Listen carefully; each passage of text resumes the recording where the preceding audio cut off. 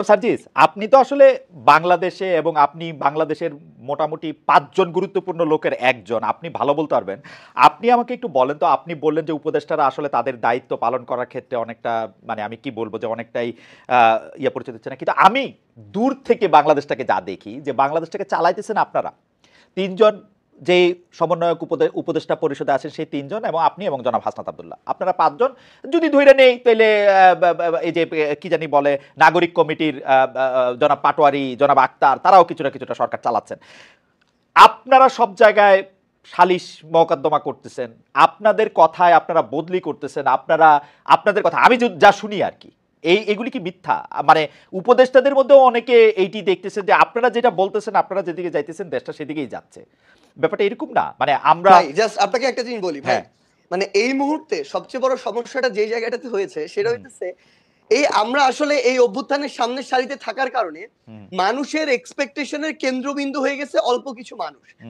এবং এই এই জায়গাটাতে আমাদের এঙ্গেজমেন্টের জায়গা, যেমন আজকে যদি দেখেন আমার শহীদ পরিবার আজকে তাদের দ্রুত বিচারিক এই প্রক্রিয়ার জন্য তারা শাহবাগে আজকে অবস্থান করলো। এই শহীদ পরিবারের সাথে আমাদের গিয়ে কথা বলতে হয়, তাদের হয়ে কথা বলতে হয় দ্রুত যেন বিচারিক প্রক্রিয়াটা, অর্থাৎ সরকারের একটা অংশ হয়ে আমাদেরকে আবার এই মানুষগুলো লং টার্ম সাস্টেইনের জন্য বাংলাদেশের এই যে মানুষগুলো তরুণ প্রজন্ম যারা নতুন করে চিন্তা করছে, স্বপ্ন দেখছে, এই অভ্যুত্থানের স্পিডটাকে আমরা যদি ধারণ করতে চাই আমাদের ওইরকম একটা পলিটিক্যাল প্ল্যাটফর্ম প্রয়োজন যেটা থেকে আমরা নতুন করে এই স্বপ্নটা ক্যারি করা আমাদের বেস্ট ট্রাই করব। সেখানে আমাদের সময় দিতে হচ্ছে। আমাদের জায়গা থেকে আমাদের প্রত্যেকটা জেলা উপজেলায় গিয়ে আমাদের যে নিজেদের যে প্ল্যাটফর্মগুলো সেগুলো গুছাতে হচ্ছে। এরপরে আমাদের যারা উপদেষ্টা রয়েছেন তাদের সাথে আমাদের যারা প্রতিনিধি সরকারে রয়েছেন তারা যখন সরকারে থাকেন উপদেষ্টা, কিন্তু তাদের সাথে আমাদের একটা আলাদা কমিউনিকেশন অবশ্যই থাকবে, কারণ ফিল্ডের অবজারভেশনটা আমাদের তাদেরকে দিতে হবে, তাদের সাথেও আমাদের গভর্নমেন্টের ওই রেসপন্সটা তাদের থেকে নিতে হবে। সো এই যে প্রত্যেকটা বিষয় যদি দেখেন প্রত্যেকটা বিষয়ে আমরা আমাদের জায়গা থেকে এগুলো বিভিন্ন ভাবে জনগণের এক্সপেকটেশন অনুযায়ী আমাদের কথা বলতে একটু শেষ করি ভাই। কিন্তু আপনি যে জিনিসটা বললেন এই যে সালিশের কথাটা বললেন, আজকে শাহবাগে আমার শহীদ পরিবার বসেছে, সেখানে তারা এক্সপেক্ট করে যাদের নেতৃত্বে অভ্যুত্থানে হয়েছে আন্দোলনটি হয়েছে তাদের কেউ একজন কথা বলুক, সেখানে যেতে হয়। আজকে যখন আমরা আহতরা কোথায় বসে সেখানে যেতে হয়, সেটা তো অবশ্যই যাবেন সার্জিস, সেটা তো অবশ্যই যাবেন। আমি বলি আপনারা কি ফোন করে এসপি বদল করেন বা সচিব? একটা জিনিস বলি, হ্যাঁ সচিব নিয়োগে তদবির দেন।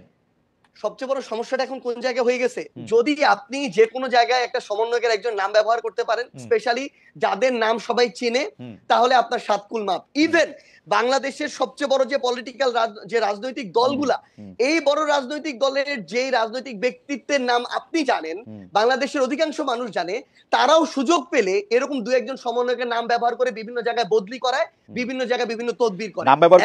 নাম ব্যবহার করলে বদলি হয়, এটাই সবচেয়ে বড় সমস্যা। আমরা তো কখনো চাই না যে এটা হওয়া উচিত, কিন্তু সবচেয়ে বড় কথাটি হচ্ছে যে জায়গাটাতে এই যে বাংলাদেশের এতদিনের যে কালচার নাম ব্যবহার করে, এতদিন শেখ হাসিনা, গণভবন ৩২ এসব নাম ব্যবহার করে বদলি হইতো, এখন তারা মনে করে যাদের নেতৃত্বে অভ্যুত্থান হয়েছে তাদের নামটা যদি ব্যবহার করি, এবং এই যে আমরা যাদেরকে কেন্দ্র করে এখন আমলাতন্ত্র পরিচালিত হচ্ছে, জুডিশিয়ারি পরিচালিত হচ্ছে, কিংবা অন্যান্য যে প্রতিষ্ঠানগুলো পরিচালিত হচ্ছে, তারা তো ওই ট্রেডিশনে অভ্যস্ত, তাদের রক্তে কিন্তু এই সুপারিশ, তদবির, ক্ষমতার অপব্যবহার, এখন যখন এই নামগুলো ব্যবহার করছে বিভিন্ন রাজনৈতিক দলের নেতা কর্মীরা, তখন তারা এই জিনিসটাকে মেনে নিচ্ছে, কারণ তারা এটা তো অভ্যস্ত। কিন্তু ভাই আমাদের জায়গা থেকে সবচেয়ে বড় কথা বলি, ইভেন যদি আপনি এরকম শুনেও থাকেন, এটা যদি ১০ জন হয় কয়েকজন মানুষের সমন্বয়কদের নাম ব্যবহার করে, এটা অন্তত ৭০-৮০ জন হচ্ছে বিভিন্ন রাজনৈতিক দলের গুরুত্বপূর্ণ রাজনৈতিক ব্যক্তিদের। এই মুহূর্তে এটা হচ্ছে। আমি এই কথাটাই